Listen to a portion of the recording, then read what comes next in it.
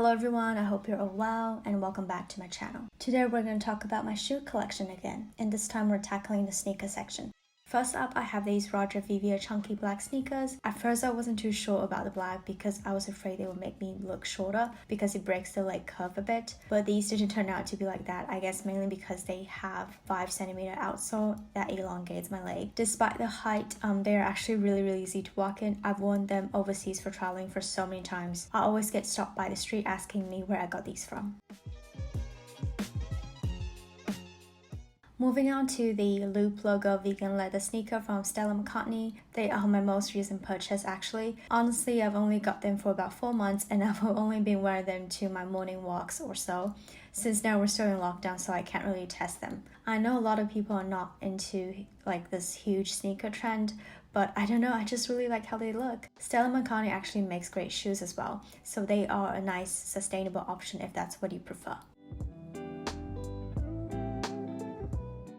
Moving on to this pair from McQueen. These are probably the most popular designer sneakers I'd say for the past few years. Almost everyone I follow on Instagram has a pair of these. I hesitated quite a bit before buying, but in the end I just gave in. But it's been almost a year and I can proudly say they are worth the price tag. As for sizing, I would recommend sizing down a bit because they actually stretch. I got the snake print detail one because they came with these beige shoelaces that I can mix things up with.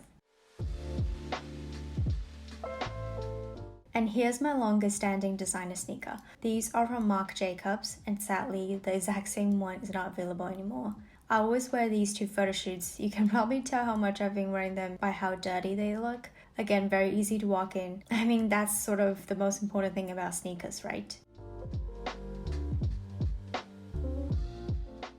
Lastly, I've got these BRUNELLO CUCINELLI sneakers. A lot of people overlook their shoe collection because they are famous for their ready-to-wear and knits, but they are actually made in exceptional quality.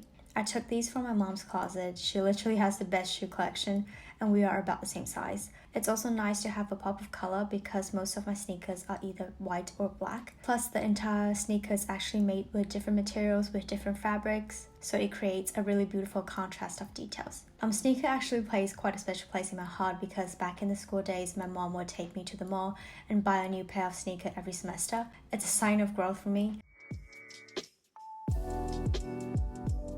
And that's it guys, thank you so much for watching. Don't forget to like and subscribe, hit the notification bell, and I'll see you guys next week. Bye!